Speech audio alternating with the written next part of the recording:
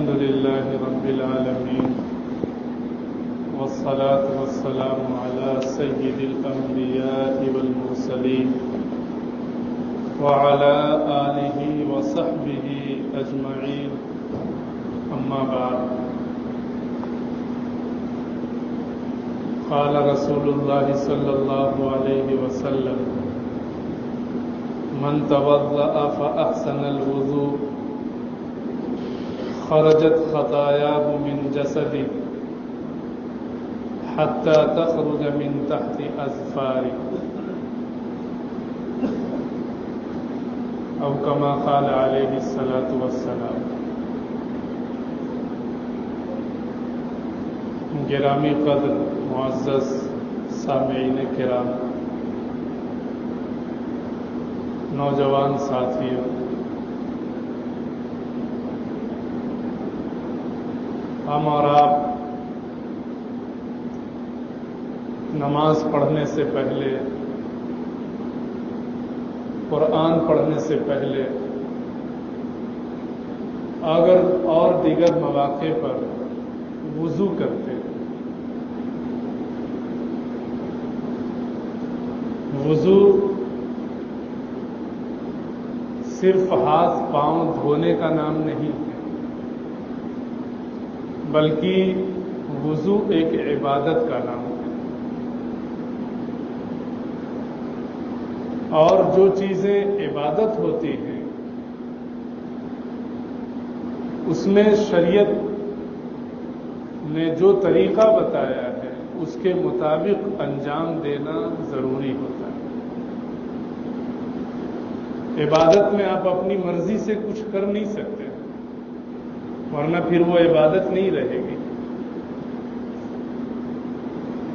نماز ایک عبادت ہے، آپ اپنی مرضی سے نہیں پڑھ سکتے.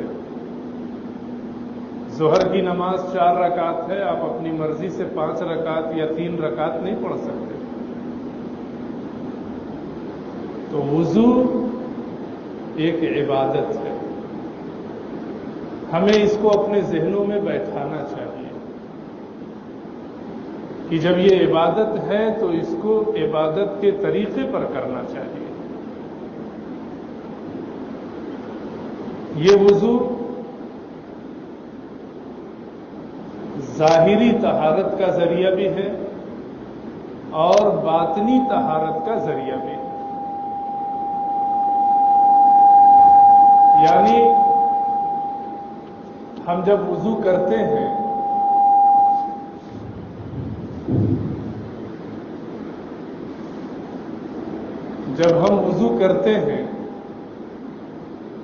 تو صرف ایسا نہیں ہے کہ ہمارے چہرے کی صفائی ہوتی ہے، ہاتھ پاؤں کی صفائی ہوتی ہے، بلکہ اس کے ذریعے باطن کی بھی صفائی ہوتی ہے، اندر کی بھی صفائی ہوتی ہے. ظاہر کی صفائی تو سب لوگ جانتے ہیں کہ وضو کرتے ہیں تو چہرہ صاف ستھرا ہو جاتا ہے. باطن کی صفائی یہ ہے کہ اگر شرعی طریقے کے مطابق انسان وضو کرے تو اللہ تعالیٰ اس کے گناہوں کو دھل دیتے ہیں.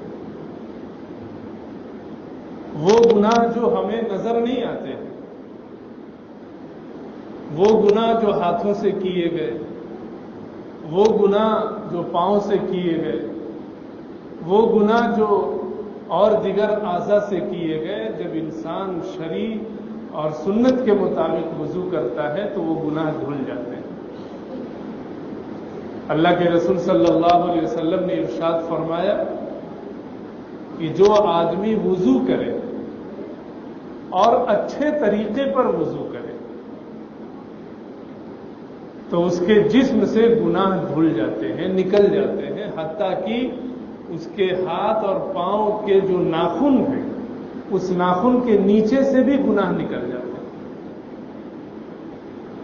لیکن اسی روایت میں آپ غور کریں گے تو اللہ کے رسول صلی اللہ علیہ وسلم نے فرمایا من توضأ فأحسن الوضوء، کہ جس نے وضو کیا اور اچھے طریقے سے وضو کیا. آج ہم لوگ صرف وضو کرتے ہیں، بس اچھے طریقے سے وضو نہیں کرتے.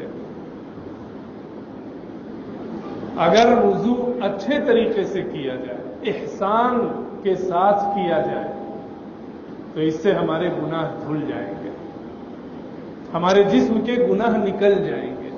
جو چھوٹے چھوٹے گناہ ہمارے ہاتھ پاؤں سے، آنکھوں سے، زبان سے ہو جاتے ہیں، ہمیں خبر بھی نہیں ہوتی ہے۔ اللہ تعالیٰ کا کریمانہ قانون دیکھیے کہ وضو کرنے کی برکت سے وہ گناہ دھلتے رہتے ہیں۔ اب اگر روزانہ کوئی شخص 5 دفعے نماز سے پہلے 5 دفعے وضو بھی کر لے، اور کرنا ہی ہے، تو آپ سوچئے اس کے ہاتھ پاؤں میں کوئی گناہ باقی رہیں گے؟ سب دھل جائیں گے۔ لیکن شرط یہ ہے کہ اچھے طریقے سے وضو کیا جائے۔ اچھے طریقے سے وضو کرنے کا کیا مطلب ہے؟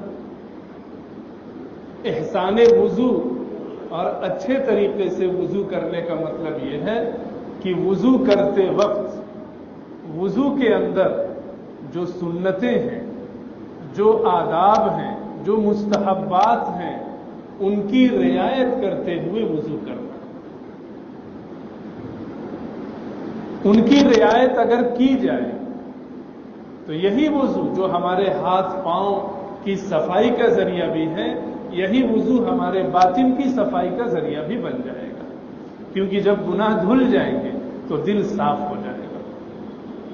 ہاتھ پاؤں کی صفائی وہ نہیں ہے جو ہمیں نظر آ رہی ہے۔ ہاتھ پاؤں اور چہرے کی اصل صفائی یہ ہے کہ ان ہاتھ اور پاؤں اور چہرے میں جو گناہ کی گندگی چپکی ہوئی ہے وہ دھل جائے، یہ ہے اصل صفائی۔ اس کی طرف کوئی توجہ نہیں۔ آج مسلمانوں کا جائزہ لیجئے، نوجوان ہو، بوڑھے ہو، وضو کے سنن، مستحبات، آداب تو رہنے دیجئے، وضو کے فرائض بھی نہیں معلوم۔ بہت افسوس کا مقام ہے۔ اور اس سے زیادہ افسوس یہ ہے کہ وضو کے فرائض، مستحبات وغیرہ کا علم نہیں ہے اور اسے سیکھنے کا کوئی جذبہ بھی نہیں۔ یہ اس سے زیادہ افسوس کی بات ہے۔ اگر ایک آدمی کوئی کام، کوئی چیز جاننا چاہے تو کوئی دشوار نہیں۔ اگر وہ روزانہ 1-2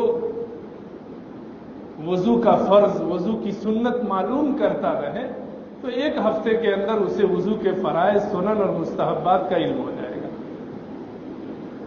لیکن مسلمان بے حسی کی چادر اوڑھے ہوئے، غفلت کے بستر پر لیٹے ہوئے آرام کر رہے ہیں۔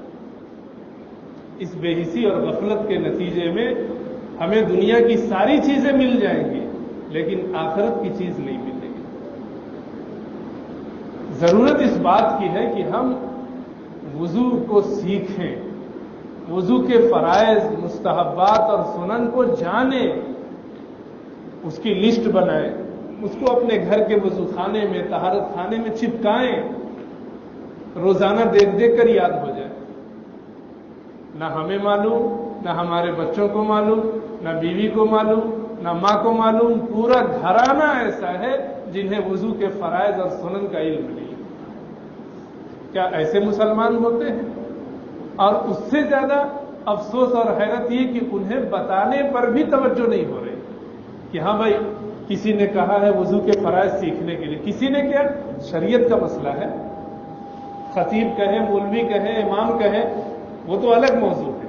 یہاں تو یہ شریعت کا مسئلہ ہے، حضور نے ایسا کہا ہے، حضور نے ایسا کیا ہے، تو پھر امتی ہونے کی حیثیت سے تو ہمیں اس کو سیکھنا چاہیے، جاننا چاہیے، کیونکہ عمل کے لیے علم ضروری ہے، علم کے بغیر عمل ہو نہیں سکتا۔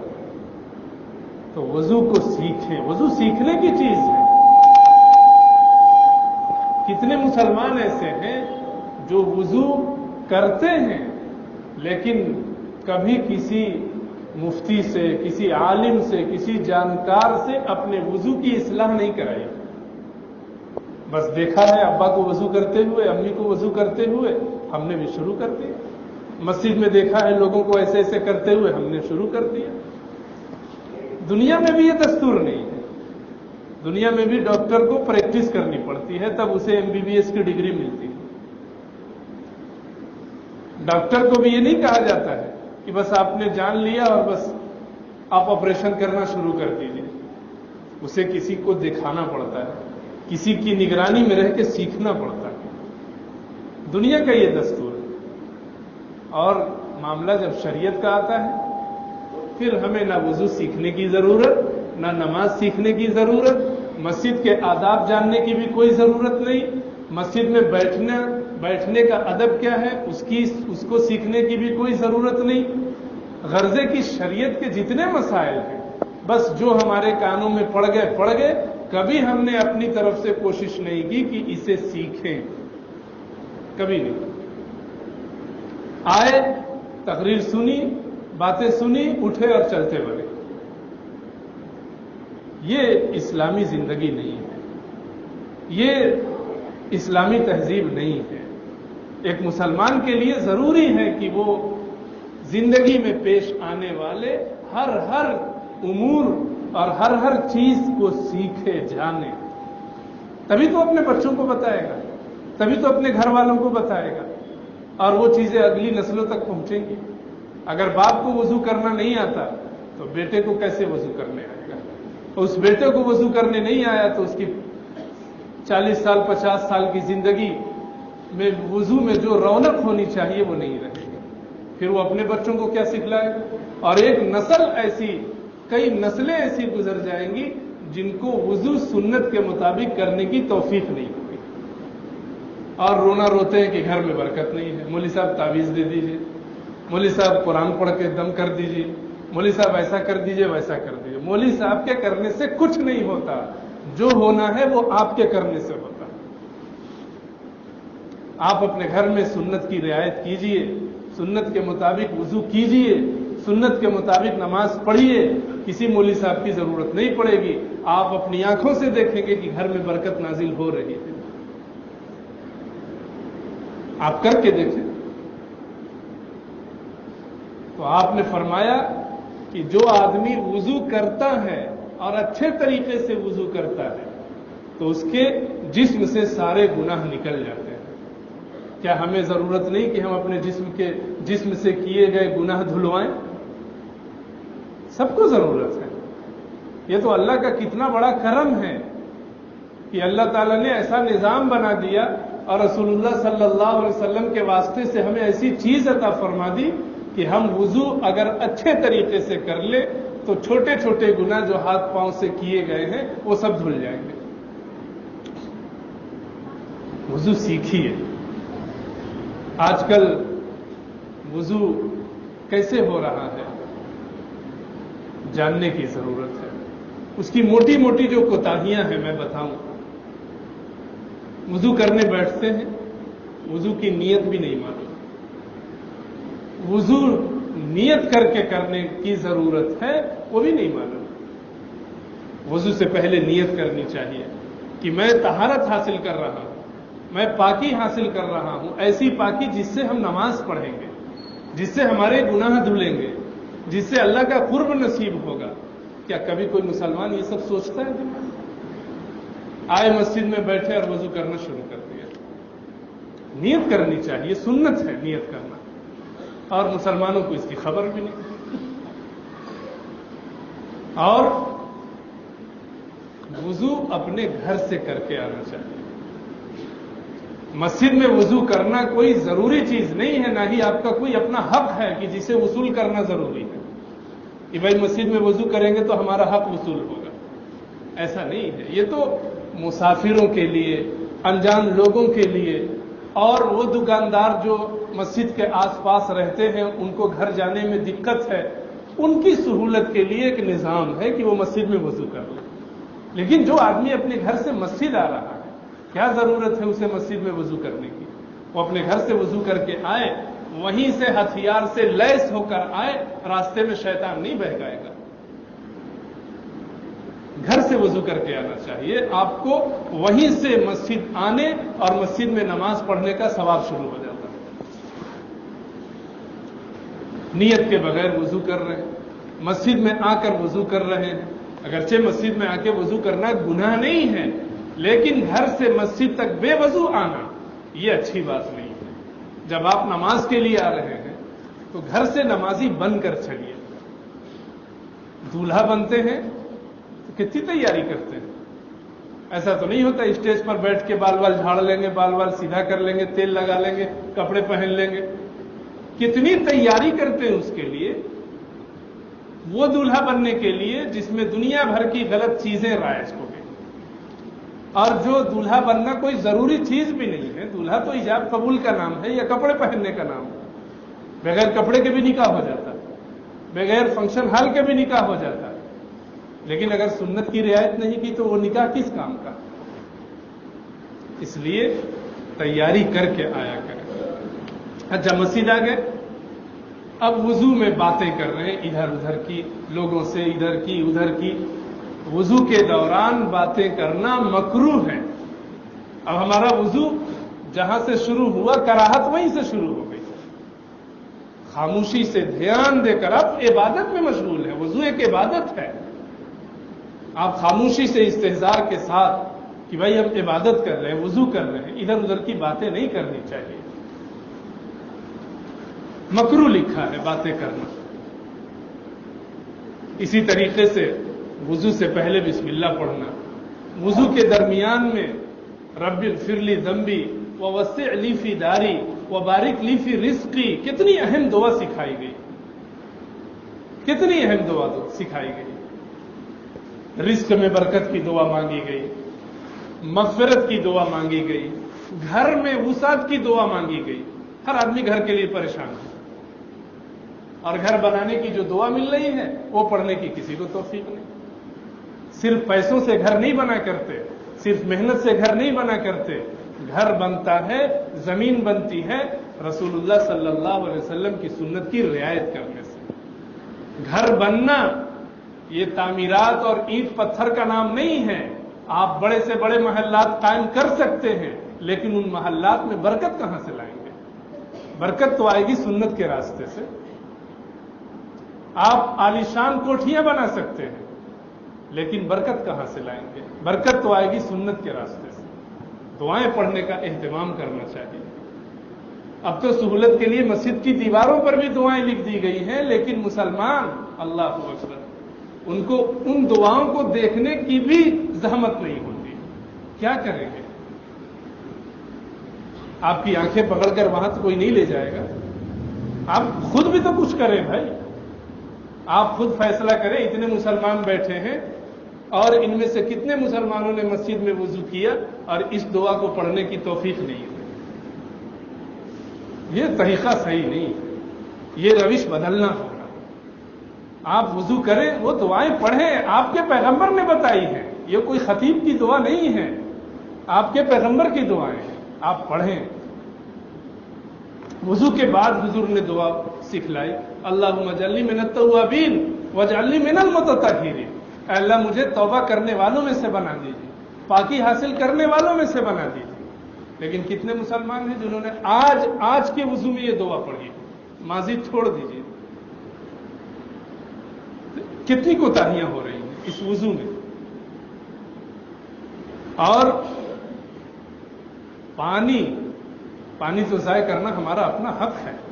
मस्जिद में चंदा जो देते हैं, मस्जिद में हम चंदा देते हैं, इसलिए पानी गिराना हमारा अपना हक है, कोई नहीं टोक सकता हमें।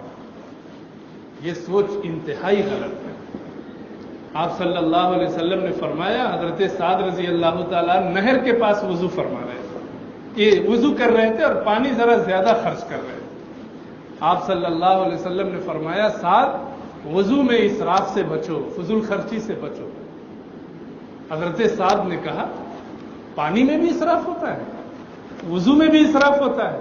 आप सल्लल्लाहु अलैहि वसल्लम ने फरमाया, अगर बहती हुई नहर के पास वुजू कर रहे हो तो उसमें भी पानी का इसराफ हो सकता है।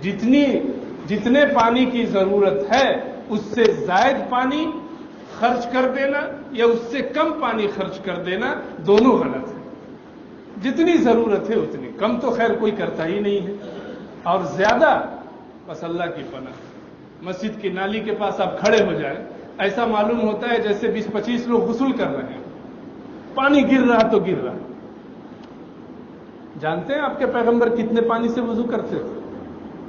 आप सल्लल्लाहु अलैहि वसल्लम 1.25 लीटर पानी से वुजू फरमाया करते थे। 1.25 لیٹر یا 1 لیٹر، اس سے زائد پانی آپ استعمال نہیں فرماتے۔ اگر پانی بہانا بہت اچھی چیز ہوتی اور بہت ثواب کا کام ہوتا تو سب سے پہلے یہ کام ہمارے پیغمبر سرکار دو عالم صلی اللہ علیہ وسلم کرتے۔ لیکن ہم وضو کے بارے میں جب دیکھتے ہیں کہ آپ وضو کتنے پانی سے کرتے ہیں تو کتابوں میں لکھا ہوا ہے 1 مد سے کیا کرتے تھے، اور مد آج کے وزن کے حساب سے 1.25 لیٹر کا ہوتا ہے۔ آپ ذرا اندازہ کیجئے اپنے وضو کا کتنے لیٹر سے آپ کر رہے ہیں۔ ایک تو خرابی اس نل کی وجہ سے پیدا ہو گئی، اب لوٹے سے اور مگ اور جگ سے وضو کرنے کا رواج ہی ختم ہو گیا۔ آپ اپنے گھر میں وضو کیجئے، لوٹے سے وضو کیجئے، جگ سے وضو کیجئے، 1 لیٹر 1.25 لیٹر سے زائد پانی خرچ نہ کیجئے۔ یہ کوئی عبادت کا کام نہیں ہے۔ اگر یہ عبادت کا کام ہوتا تو سب سے زیادہ پیغمبر کرتے اور اللہ نے ان کو حکم دیا ہوتا، لیکن ہمارے پیغمبر تو کریں 1.25 لیٹر پانی سے اور ہم کریں 4 لیٹر 3 لیٹر 5 لیٹر پانی سے۔ یہ تو امت ہونے کی حیثیت سے ہماری شان کے خلاف ہے۔ پانی کم بہائیں، جتنا ہو سکتا ہے اتنا ہی کریں، اور وضو کی جو سنتیں ہیں وہ سیکھیں، جانیں، سب کچھ لکھا ہوا ہے۔ آپ اس کی لسٹ بنائیں۔ آج تو سب کے پاس موبائل اور گوگل ہے، کون ہے جو بے نیٹ کا ہو؟ آپ گوگل سے نکال لیجئے وضو کی سنتیں کتنی ہیں، اس کی پرنٹ نکال لیجئے، اپنے وضو خانے میں، اپنے طہارت خانے میں، بچوں کے بیڈ روم میں لگا دیجئے، 4 دن میں یاد ہو جاتا ہے۔ کچھ کریں تو، لیکن بس آئے گئے اتنا ہی کام۔ یہ سب کام کرنے کے ہیں، آپ سیکھیں۔ جب سنت اور مستحب کی رعایت کر کے وضو کریں گے تو اس وضو سے جو نماز پڑھیں گے اس نماز میں طبیعت لگے گی۔ آپ پوچھتے ہیں مولوی صاحب نماز میں طبیعت نہیں لگ رہی ہے، نماز میں ادھر ادھر خیال جا رہا ہے، نماز پڑھتے ہیں تو بس ادھر ادھر کی سوچتے رہتے، کوئی دکان کی سوچتا، کوئی مکان کی سوچتا، کوئی بیوی کی سوچتا، کوئی فلاں کوئی فلاں۔ کیوں ایسا ہو رہا ہے؟ کبھی غور کیا؟ اس وجہ سے ہو رہا ہے کہ ہمارا وضو سنت کے مطابق نہیں ہو رہا۔ جب بنیاد خراب ہوگی تو تعمیر کیسی ہوگی؟ تعمیر کو مضبوط کرنا ہے تو بنیاد مضبوط کیجیے، اور بنیاد نماز وضو کے پاس سے ہی شروع ہو جاتا ہے۔ اس لیے سنت کی رعایت کے ساتھ وضو کریں، سنت جانیں، بسم اللہ پڑھنا، نیت کرنا، استحضار کے ساتھ حضور کی سنت سمجھ کر، پاکی کا ذریعہ سمجھ کر وضو کرنا، استحضار کے ساتھ وضو کرنا، ادھر ادھر کی باتیں نہیں کرنا، پانی کم گرانا۔ یہ سب چیزیں اگر رعایت کی جائیں گی تب جا کر ہمارا وضو مکمل ہوگا، اور جب وضو مکمل ہوگا نماز مکمل ہوگی۔ ایک اور کوتاہی کی جانب اشارہ کروں، وضو کے اندر ہاتھ اور پیر کی انگلیوں کا خلال کرنا یہ مسنون اور مستحب، لیکن ہم بس وضو کرتے ہیں۔ خلال کا مطلب اس طریقے سے کرنا، بھیگے ہوئے ہاتھوں سے اس طرح، اور ایسے ہی پیر کی انگلیوں میں کرنا۔ یہ وضو کے شروع میں بھی کر سکتے ہیں، اور جب کہنیوں تک ہاتھ دھوتے ہیں اس وقت بھی کر سکتے ہیں، کیونکہ اگر انگلیوں کے بیچ کا کوئی حصہ بھیگنے سے رہ گیا تو آپ کا وضو نہیں ہوگا، اور جب وضو نہیں ہوا تو نماز نہیں ہوگی۔ اس لیے خلال کرنا مستحب اور مسنون قرار دیا گیا کہ جب بندہ اس کی رعایت کرے گا تو اس کا وضو مکمل ہوگا۔ خواجہ معین الدین چشتی رحمۃ اللہ علیہ بہت بڑے درجے کے بزرگ اور سلسلے چشتیہ کے سرخیل سمجھے جاتے ہیں، سب لوگ جانتے ہیں۔ ان کے ملفوظات میں ایک قصہ لکھا ہے